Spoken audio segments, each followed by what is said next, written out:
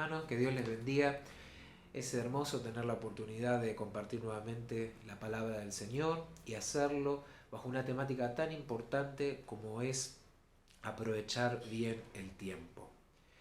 Este es un año atípico, ya todos sabremos de eso. Pensábamos que el 2020 iba a traer seguramente cosas diferentes, ya sea en lo general, lo histórico, pero también en lo individual. Todos nosotros teníamos proyectos, metas, objetivos que sin duda se han puesto en pausa con toda la situación de la pandemia. Sin embargo, es un tiempo que, si bien ha traído muchísimas frustraciones y muchísima incertidumbre, es un tiempo propicio para que Dios nos hable a través de su palabra. He escuchado testimonios de personas, de hermanos, de hermanas, que Dios ha hablado poderosamente a sus corazones y ha despertado dones, talentos y oportunidades de servicio aún, ¿no es cierto?, en el claustro de los hogares. Eso nos hace pensar que cuando el corazón de un ser humano se pone en manos de Dios, Dios hace sus prodigios y maravillas. Pero qué hermoso es poder pensar juntos que en este tiempo en pausa para el mundo, Dios sigue haciendo su obra. Es decir, el mundo se ha puesto en pausa, pero no así el Señor. Lo que nos queda a nosotros como hijos de Dios es aprovechar bien ese tiempo que Dios nos da, que constituye y arma nuestra vida. Por eso que quisiera que podamos compartir juntos dos textos. Uno se encuentra en el Nuevo Testamento y va a servir de contexto teológico e histórico, si se quiere, para poder pensar estos temas, y también un texto del Antiguo Testamento que es el que voy a desarrollar con mayor detenimiento. El texto del Nuevo Testamento está en la carta del apóstol Pablo a los Efesios, pueden buscarlo conmigo, capítulo 5, y vamos a leer allí los versículos 15, 16 y 17. Dice así: mirad pues con diligencia cómo andan, no como necios, sino como sabios, aprovechando bien el tiempo porque los días son malos. Por lo tanto, no sean insensatos, sino entendidos de cuál es la voluntad del Señor. Si este texto lo ponemos en el contexto teológico de los hebreos, cuando pensamos en la sabiduría, reitero, ¿no?, recordemos un poco también estudios bíblicos de Proverbios, la sabiduría es eminentemente práctica. Y sobre todo, si queremos encontrar una definición de sabiduría, la encontramos en el primer salmo, ¿no? Vamos allí, el Salmo 1, y el principio de la sabiduría, dice el texto, es el temor de Dios. Y allí temor de Dios es en un marco de reconocimiento del poder y de la infinitud de Dios en detrimento de nuestra finitud, de nuestro poco conocimiento. Por lo tanto, la sabiduría humana reside en estar en constante búsqueda de la voluntad de Dios y en sintonía con sus designios. Esto es aprovechar bien el tiempo, ¿no? ¿En qué utilizamos el tiempo y cuál es la búsqueda que le damos en el tiempo a los objetivos de nuestra vida? Y vamos a leer el texto del Antiguo Testamento, que va a ser nuestra hoja de ruta en este momento. Y es en el libro de Eclesiastés, en el capítulo 3, y vamos a leer los primeros 15 versículos. ¿Sí? Vamos a leer esa perícopa, ese conjunto de versículos y textos. Dice Eclesiastés 3, desde el versículo 1 en adelante: todo tiene su tiempo, y todo lo que se quiere debajo del cielo tiene su hora. Tiempo de nacer y tiempo de morir, tiempo de plantar y tiempo de arrancar lo plantado, tiempo de matar y tiempo de curar, tiempo de destruir y tiempo de edificar, tiempo de llorar y tiempo de reír, tiempo de endechar y tiempo de bailar, tiempo de esparcir piedras y tiempo de juntar las piedras, tiempo de abrazar y tiempo de abstenerse de abrazar, tiempo de buscar y tiempo de perder, tiempo de guardar y tiempo de desechar, tiempo de romper y tiempo de coser, tiempo de callar y tiempo de hablar, tiempo de amar y tiempo de aborrecer, tiempo de guerra, tiempo de paz. ¿Qué provecho tiene el que trabaja de aquello en que se afana? Yo he visto el trabajo que Dios ha dado a los hijos de los hombres para que se ocupen de él. Todo lo hizo Dios hermoso en su tiempo, y ha puesto eternidad en el corazón de los hombres, sin que alcance el hombre a entender la obra que ha hecho Dios desde el principio hasta el fin. Yo he conocido que no hay para ellos cosa mejor que alegrarse y hacer bien en su vida, y también que es don de Dios que todo hombre coma y beba y goce el bien de toda su labor. He entendido que todo lo que Dios hace será perpetuo, sobre aquello no se añadirá, ni de ello se disminuirá, y lo hace Dios para que delante de Él teman los hombres. Aquello que ya fue, aquello que fue ya es, y lo que ha de ser fue ya, y Dios restaura lo que pasó. Fíjense qué interesante este texto. Sin duda lo hemos leído numerosas oportunidades y hemos reflexionado otras tantas, pero es un texto o un conjunto de textos que presenta bastante complejidad a la hora de armar una exégesis y una hermenéutica. ¿Por qué? Primeramente porque debemos tener bastante presente cuál es la lógica del libro de Eclesiastés, ¿no? El libro de Eclesiastés pertenece al grupo de libros sapienciales dentro del Antiguo Testamento, que buscan de alguna forma dar una visión de la sabiduría por parte de lo que Dios indica, pero es una visión nuevamente de una sabiduría práctica que nos sirva para el día a día, para las situaciones cotidianas.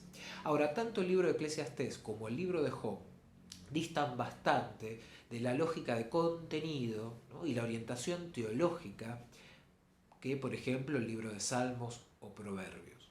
Fundamentalmente porque el libro de Job y de Eclesiastés hablan de la crudeza y del realismo de la vida humana, en donde muchas cosas salen conforme a los planes de los seres humanos y muchas otras salen en disconformidad a esos planes. Y es que la vida hace, como dice el Señor Jesucristo, ¿no es cierto?, de manifestación a un sinfín de experiencias en donde Dios puede hacer salir el sol tanto a justos como injustos y hacer descender la lluvia a justos como injustos. Es decir, la experiencia terrenal es una experiencia de constantes aprendizajes y que se marca a partir de situaciones de triunfo y situaciones de derrota.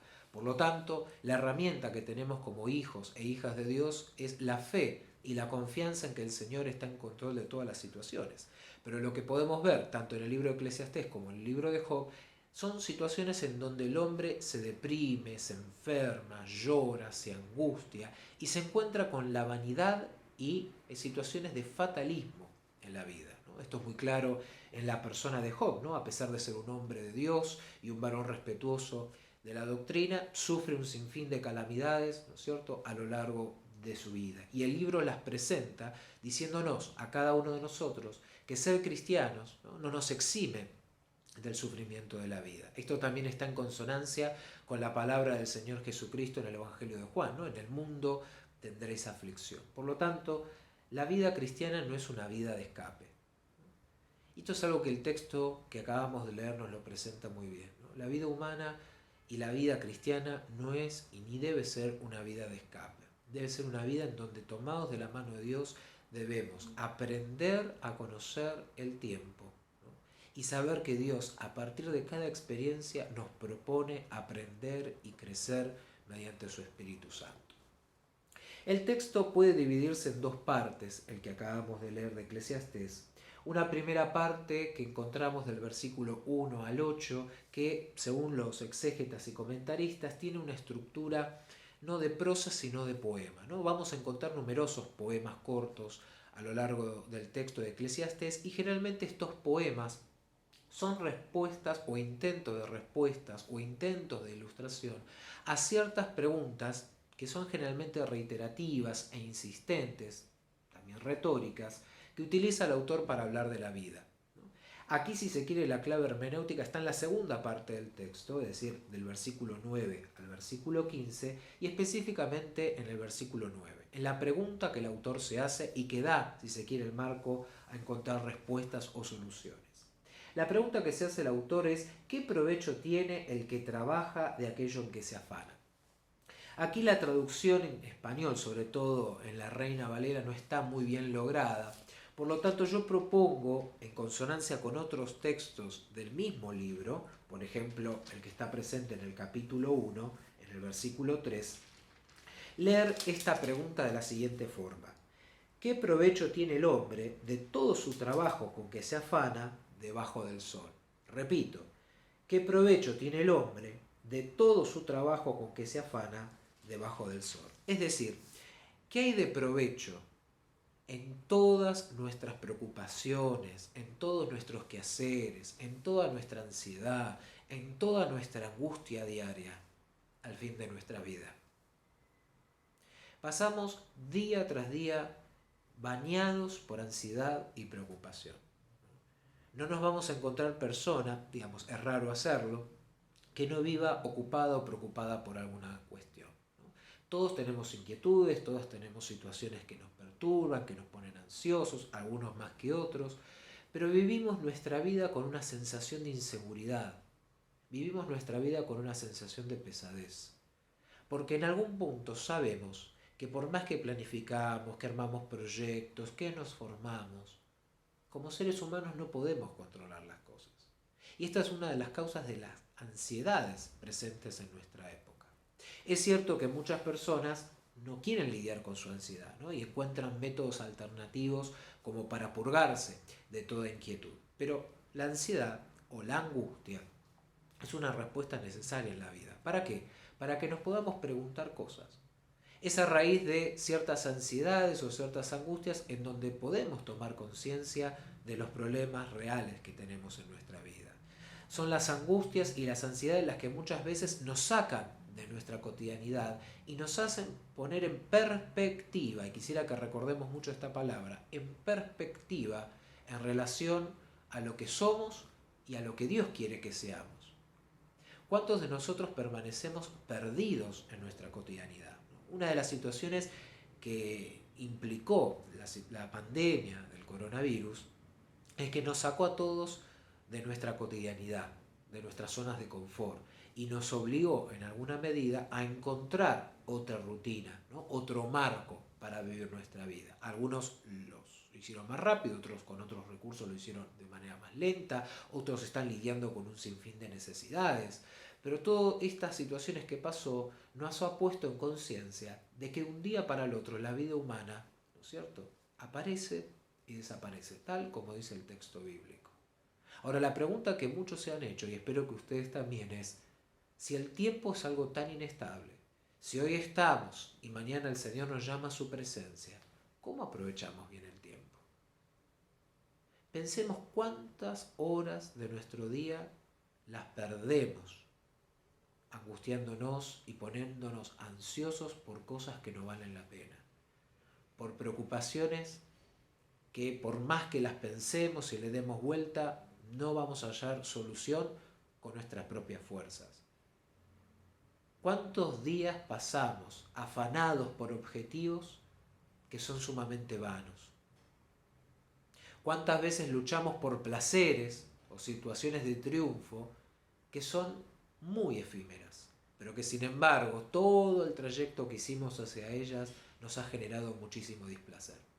Miren, en este tiempo he hablado con muchas personas que han perdido el trabajo, que han perdido familiares y seres queridos, que los ha invadido una profunda angustia, un profundo miedo, una profunda incertidumbre, muchos que se han preguntado dónde está el Señor en esta época tan difícil. Y yo les digo, hermanos, Dios está a nuestro lado, Dios está a tu lado, pero no vamos a poder verlo si seguimos cegados por nuestros propios miedos y ansiedades que nublan nuestro juicio. Y vuelvo a la pregunta del texto: ¿de qué nos sirve afanarnos y preocuparnos tanto, vivir tan cargados en nuestra vida, si el fin de todo eso es vanidad? Si no podemos controlar lo que nos acontece, si no podemos mover el mundo. Y allí viene el texto a respondernos: es Dios quien está en control de todas las cosas, no el hombre. Esta circunstancia epocal que nos aconteció nos marca cómo Dios es el que está en control de todo. El hombre se equivoca, el hombre planifica, el hombre arma, desarma, pero es Dios el que está en control de todas las cosas. Y quizás hoy hayas vivido hasta la fecha numerosas calamidades previas a la situación de la pandemia o por la situación de la pandemia. Pero quiero decirte, Dios está en control de todo. Dios está en control de tu vida. Dios está en control de la historia, porque es el Señor de la historia. De nada sirve que nos angustiemos y nos afanemos, sino que, como dice el apóstol Pablo, que nuestra tristeza, que nuestra angustia sea en ocasión de arrepentimiento, sea con el objetivo de buscar más de Dios y de aferrarnos de su voluntad. Porque como decía el texto del Nuevo Testamento, es en el Señor y en la búsqueda de su voluntad en donde solo podemos aprovechar bien el tiempo. Antes de seguir quisiera leerles unos versículos del Salmo 31, que es un salmo que se ha vuelto de cabecera para mí, créanme, en este tiempo, sobre todo estos versículos. Dice el versículo 14 y parte del 15 del Salmo 31. Mas yo en ti confío, oh Dios. Yo digo, tú eres mi Dios. En tu mano están mis tiempos. Fíjense qué hermoso este texto. Mas yo en ti confío, oh Jehová. Yo te digo, vos sos mi Dios. En tus manos están mis tiempos. Qué preciosos versículos de arrepentimiento y de reconocimiento de Dios. Por un lado digo, Señor, te necesito. Yo confío en vos. ¿Cuántos de nosotros en este tiempo vamos a decirle al Señor, Señor, en ti confío? Y por otro lado, ¿cuántos de nosotros hoy le vamos a decir a Dios, Señor, vos sos mi Dios, vos sos mi Salvador, te reconozco, te acepto? Y como te acepto, en tus manos están mis tiempos, en tus manos están mis preocupaciones, en tus manos están mis objetivos, en tus manos está todo mi carga. Porque como dice el Señor Jesucristo, Él nos hace descansar. Por eso sí dice el texto, luego de esta pregunta tan importante, lo siguiente, versículo 10. Yo he visto, dice allí el autor, el trabajo que Dios ha dado a los hijos de los hombres para que se ocupen de él. Dios todo lo hizo hermoso en su tiempo. Y esto yo lo resalto. Dice el texto, Dios hizo todo hermoso en su tiempo. Una traducción más exacta sería, Dios hace las cosas hermosas en cada tiempo. Y otra traducción posible, Dios todo lo hace hermoso acorde a su tiempo. Fíjense las variantes del texto. En todos los casos nos muestra que Dios está en control de todas las cosas y eso debe ser nuestra fortaleza y nuestra esperanza. Aún en la adversidad, Dios está presente. Pero que también la historia y nuestra vida tiene sus tiempos, tiene sus momentos, tienen sus instancias. Y Dios respeta las instancias y los momentos. De eso nos va a hablar luego lo que vamos a releer, el poema de Eclesiastés.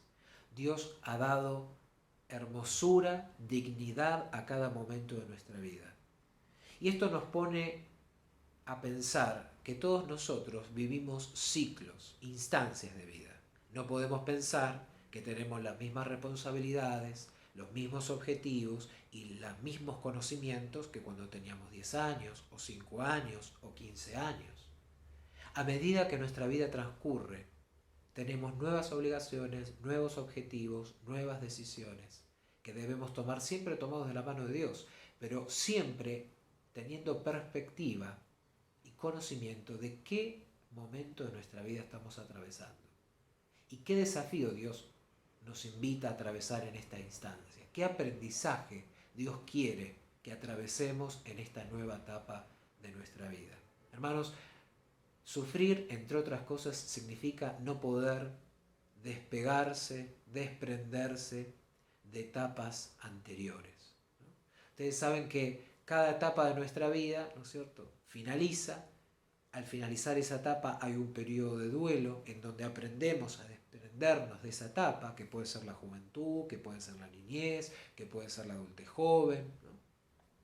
Pero luego de ese periodo de duelo, luego de que reconocemos de que hay un periodo de nuestra vida que ha cambiado y que vienen nuevos desafíos hasta que el Señor lo determine, es donde tenemos que ponernos nuevos objetivos y metas. Pero no nuevos objetivos y metas acorde a lo que a mí me parece. No acorde a lo que yo estimo. No acorde simplemente a lo que yo quiero. Sino que ante una nueva etapa de vida, ante un cambio de vida, buscar la voluntad de Dios en ese tiempo. Perdiste un trabajo, créeme que Dios ha finalizado una etapa en tu vida y quiere que se abra otra con un nuevo trabajo. Esto es importante pensarlo, porque Dios permite las cosas siempre para que se abran nuevas instancias y nuevas oportunidades de crecimiento y de bendición, no solamente para tu vida y para tu familia, sino también para la vida de otros que te van a rodear y que aún no conoces. De esta forma aprendemos junto a la palabra de Dios que toda situación de crisis es siempre una oportunidad en manos de Dios. Pero es importante, y lo vuelvo a resaltar, tener perspectiva. No ver las cosas solo en el momento en que ocurren, sino buscar en el Señor la posibilidad de ver en el horizonte lo que el Señor va a traer para cada uno de nosotros. Que siempre, como dice el texto, va a ser de bendición. Todo lo hizo hermoso en su tiempo. Y dice el texto, Dios ha puesto eternidad en el corazón de los hombres. Otras traducciones sugieren Dios ha puesto el anhelo o la búsqueda de eternidad en el hombre. Y es interesante la lectura que hace San Agustín de este texto, de este pequeño fragmento, porque él dice, el hombre siempre está anhelando a Dios. Y hasta tanto el hombre no encuentra al Señor, ¿no? Y ahí uno podría decirle, es Dios quien nos encuentra, ¿no? Pero hasta tanto el hombre no tenga ese encuentro con el Señor, estará como en esa sensación fútil de búsqueda, ¿no? Sin poder saciarse, sin poder llenarse, porque solo Dios llena, colma, ¿no es cierto? Y completa al hombre. Pero es interesante que Dios a cada uno de nosotros nos ha puesto un anhelo en el corazón, y es buscarlo. Muchas veces con ese anhelo, ¿no? Hacemos pocas cosas. En vez de buscar al Señor, tratamos de encontrarnos simplemente nosotros mismos, ¿no? Y eso tiene unos resultados bastante inestables, ¿no? Porque el hombre es inestable. A veces buscamos triunfos, ¿no es cierto?, terrenales, buscamos objetivos, ¿no?, terrenales. Y eso también suele ser inestable, porque todo lo que permanece en esta tierra aparece y desaparece. Pero dice el texto, más allá de que el mundo es eternamente cambiante, y más allá de que la creación es inestable, y más allá de que el hombre mismo es inestable en sus hechos, en sus dichos, en sus pensamientos y en sus sentimientos, Dios ha puesto en nosotros el anhelo de algo estable, de algo eterno, de algo que nos sostenga. Y ese algo no es un algo, sino es alguien, y es el Señor. Dios ha puesto en tu corazón esa sensación de búsqueda de su presencia. Y este es un tiempo que se debe aprovecharse. ¿Para qué? Para buscar más de Dios. Y que tu corazón se vea cada vez más completado por la gracia de Dios. Recordá el sermón que compartía el pastor Daniel la semana pasada, ¿no? Es necesario que ese corazón de piedra se transforme en un corazón de carne mediante el poder del Espíritu Santo. Y esto se logra solo buscando más de Dios. ¿Por qué? Porque Dios a todos nos ha dado este anhelo para buscarlo y poder hallarlo también. Dice allí el texto, sin que alcance el hombre a entender la obra que ha hecho Dios desde el principio hasta el fin. Y así termina el versículo 11. Es decir, por un lado, tenemos este anhelo que Dios ha puesto en nuestro corazón para encontrarlo y buscarlo. Pero también saber de que nunca por nuestra humana sabiduría vamos a entender la voluntad de Dios completamente. Lo único que nos queda es poder aceptarla, sabiendo que siempre es lo mejor para nosotros. Miren, no hay nada peor que ponerse a contender con Dios o tratar, ¿no es cierto?, de convencer a Dios, ¿no es cierto?, con algo que nace de nuestra humana sabiduría. Hermanos, no nos peleemos con el Señor y mucho menos nos peleemos con su voluntad. Seamos sabios, como dice la palabra de Dios. Y eso significa reconocer quién es Dios y quién soy yo, cuál es su lugar y cuál es mi lugar. Y como dice el salmista, otorgarle al Señor todos nuestros tiempos, toda nuestra vida, para que Él esté en control. Si reconocemos que el Señor es Señor de la historia, también vamos a dar el paso en fe y en amor de decirle a Dios, Señor, quiero que seas el Señor de mi historia. Quiero que seas el Señor de mi vida y que me dirijas conforme a tu voluntad. Allí el hombre se vuelve sabio y deja de ser necio. Fíjense, el hombre no es sabio cuando sabe mucho más, sino cuando reconoce que necesita de Dios para saber y para caminar. La sabiduría para el texto bíblico es reconocer nuestros propios límites y buscar de Dios para que Dios nos perfeccione. Muchos han dicho, bueno, entonces Dios no nos ha dado una sabiduría completa, sino incompleta, ¿no? Y uno tiene que estar en constante dependencia. Hermanos, celebremos la dependencia con el Señor. Celebremos que estamos junto a Él y compartimos junto a Él las riquezas de su gloria.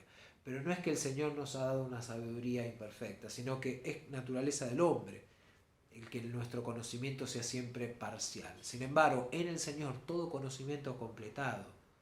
Y en su voluntad nuestra vida realmente es llena de un propósito mucho más perfecto del que nosotros le podemos dar. Piensen que nosotros siempre tratamos de ver lo que está más cerca en el tiempo. Vemos en el día de hoy, vemos el de mañana y a lo sumo en la semana. Pero Dios ve toda nuestra vida. Es decir, la perspectiva de Dios nos posibilita, cuando seguimos su voluntad, desarrollar nuestra vida con plenitud. Y dice el versículo 12, yo he conocido que no hay para ellos cosa mejor que alegrarse y hacer bien en su vida. Y también que es don de Dios que todo hombre come, beba y goce el bien de toda su labor. He entendido que todo lo que Dios hace será perpetuo, sobre aquello no se añadirá, ni de ellos se disminuirá, y lo hace Dios, para que delante de Él teman todos los hombres. Y aquí debemos entender este último texto como todo lo que hace Dios es perpetuo, es eterno, se sostiene, ¿no? Es duradero. No es necesario añadir ni es necesario quitar, porque lo que Dios nos da es perfecto. Hermanos, tenemos que desterrar de nuestro corazón todo inconformismo, toda situación de insatisfacción. ¿Por qué? Porque en el Señor tenemos la satisfacción plena en nuestra vida. Quiero leerles una cita de un gran exégeta y comentarista del Antiguo Testamento, especialmente de los textos sapienciales, que es Alonso Shekel, quizás lo habrán escuchado nombrar, que en referencia a este texto de manera particular dice lo siguiente: inútil es tratar de dominar el tiempo, pues el hombre nada puede cambiar si Dios no lo determina. Repito, inútil es tratar de dominar el tiempo, pues el hombre nada puede cambiar si Dios no lo determina. Y dice, y es fatal trabajar solo para evitar ser conscientes de esta situación. El hombre así se desgarra entre la ansiedad y los límites de su propia realidad. ¿Qué quiere decir esta cita? No hay nada peor que contender con la voluntad de Dios, como decíamos hace un instante, pero también que cuando el hombre no reconoce sus propios límites y con ello busca de Dios y quiere hacer todo por su propia cuenta, se desgarra internamente entre la frustración por las cosas que aparecen en la realidad, pero también por la ansiedad que siente al darse cuenta de que hay muchas cosas que no puede controlar y que se le escapan de sus manos. Hermanos, la solución a la ansiedad es la fe en el Señor Jesucristo. Es la esperanza de que Dios está en control y en soberanía en todas las cosas. Tal como dice allí el Evangelio de Mateo en el capítulo 6, Jesús en el Sermón del Monte, hablando sobre el afán y la ansiedad. Hermanos, nada podemos hacer con el tiempo más que aprovecharlo. Y repito, aprovecharlo es buscar más del Señor. Qué hermoso es reconocer que Dios hace todo perfecto, que no necesitamos agregar o disminuir, que Dios nos da las cosas para que podamos aprovecharlas, disfrutarlas, gozarnos, servir, trabajar. Todo esto, como dice el texto, es don de Dios. Disfrutemos la vida que Dios nos da. Dejemos de perder el tiempo ahogándonos en problemas que no llevan a ningún lugar. Antes bien, usemos el tiempo que Dios nos da para bendecir, gozarnos y alegrarnos. La vida es bella porque el Señor la hace bella. La vida es un don de Dios porque Dios nos la ha regalado. Y dice allí el versículo 15, aquello que fue ya es y lo que ha de ser fue ya y Dios restaura lo que pasó. Este texto también es un texto bastante complejo que ha, ¿no es cierto?, implicado numerosas interpretaciones. Sin embargo, podemos entenderlo a la luz del contexto teológico y literario de Eclesiastés, afirmando de que nada hay nuevo debajo del sol. Las cosas que fueron son y las que son también ya fueron, es decir, todas las cosas se repiten en el universo humano, pero sin embargo Dios está en el tiempo. Dios ha creado el tiempo y a su vez, y esto es lo que nos trae el Nuevo Testamento, Dios en Jesucristo ha redimido el tiempo. Podríamos pensar que la lectura de Eclesiastés nos muestra a un hombre preso del tiempo, preso del pecado, preso de sus pensamientos, preso de sus miedos. Y esto es cierto. Un hombre sin Cristo es preso de todas estas cosas. Pero en Jesucristo obtenemos una revelación especial y hermosa, y es que en Él y en su gracia hemos sido hechos libres del tiempo, de la opresión, de la oscuridad y de la sabiduría humana, para seguir su sabiduría, para ser guiados por su luz y ser redimidos por la gracia de Jesús en su Espíritu Santo. Por lo cual, hermanos, el tiempo ya no es una ocasión de esclavitud, ya no es una prisión. El tiempo es una herramienta de servicio para el Señor y para los hermanos y hermanas que nos rodean. Y quiero terminar leyendo el poema, ¿no?, releyendo el poema de Eclesiastés, ¿no?, y haciendo algunas salvedades. Todo tiene su tiempo y todo lo que se quiere debajo del cielo tiene su hora. Busca en el Señor su voluntad y créeme, Él conoce los deseos de tu corazón. Y en el tiempo justo, en donde vos estés preparado, preparada, y puedas degustar y gozar de ese don, Dios, conforme a su designio, va a cumplirlo. Quizás no de la manera que buscas hoy, quizás no de la manera que esperás, pero de una manera tal que tu vida sea bendecida. Confía en que Dios quiere lo mejor para vos en este tiempo difícil. Hay un tiempo de nacer y un tiempo de morir, ¿no? Y es interesante que el texto lo plantea así, porque tanto el nacimiento como la muerte son dos cosas que el hombre no elige. No decidimos cuándo nacer, ni decidimos, ¿no?, cuándo morir. Esto es solamente patrimonio de Dios. Y esto nos muestra que en el inicio y en el final de la vida siempre dependemos de Dios. ¿Por qué en el medio no va a ser así? Si nacer es un acto de Dios y morir es una decisión del Señor, en donde nos llama porque hemos cumplido un propósito, todo lo que sucede en el medio de nuestra vida también puede ser y es voluntad de Dios. Por lo tanto, confiemos en el Señor y dejemos que Él nos acompañe en las circunstancias que tenemos que atravesar. Hay un tiempo de nacer y un tiempo de morir, un tiempo de plantar y un tiempo de arrancar lo plantado, ¿no? Seguimos con la misma idea, tiempo de matar y tiempo de curar, tiempo de destruir y tiempo de edificar. Y aquí viene otra temática, tiempo de llorar y tiempo de reír, tiempo de endechar y tiempo de bailar, ¿no? Y podemos agregar luego tiempo de romper y tiempo de coser. ¿Por qué tiempo de romper y tiempo de coser lo pongo en esta temática? Porque uno podría preguntarse, ¿por qué romper y coser están juntos, ¿no? Uno podría decir, bueno, se está refiriendo entonces a que la rotura es sobre alguna prenda de vestir. Y cierto.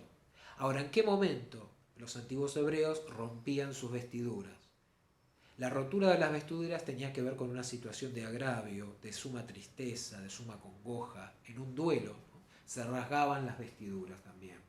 Por lo tanto, todos estos textos que acabo de mencionar hablan de una situación de duelo, ¿no? Hay un tiempo para llorar, pero luego hay un tiempo para reír. Hay un tiempo para endechar, es decir, hacer un duelo, pero luego hay un tiempo para bailar y para gozarse.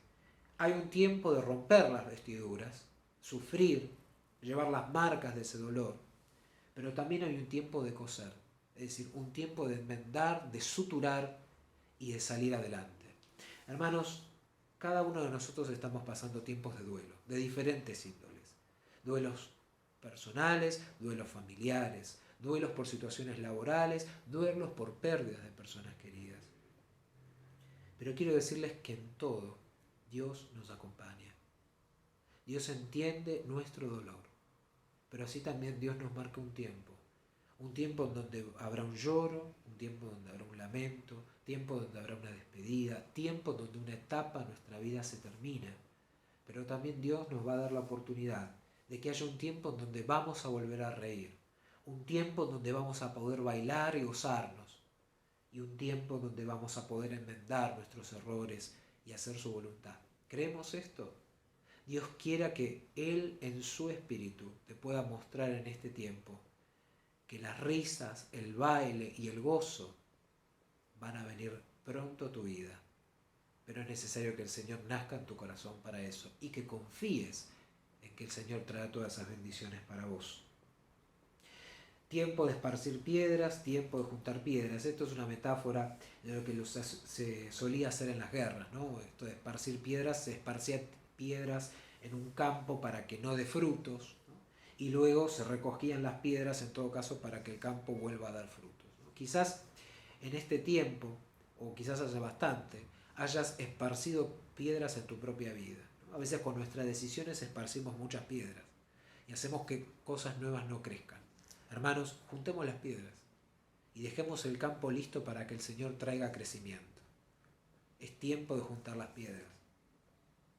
Tiempo de abrazar y tiempo de abstenerse de abrazar. Yo creo que este texto es sumamente pertinente para esta época, ¿no? Todos estamos abstenidos de abrazarnos. Por situación de la pandemia, el coronavirus, no podemos abrazarnos, no podemos besarnos, no podemos mostrar afecto de una manera física como lo hacíamos antes.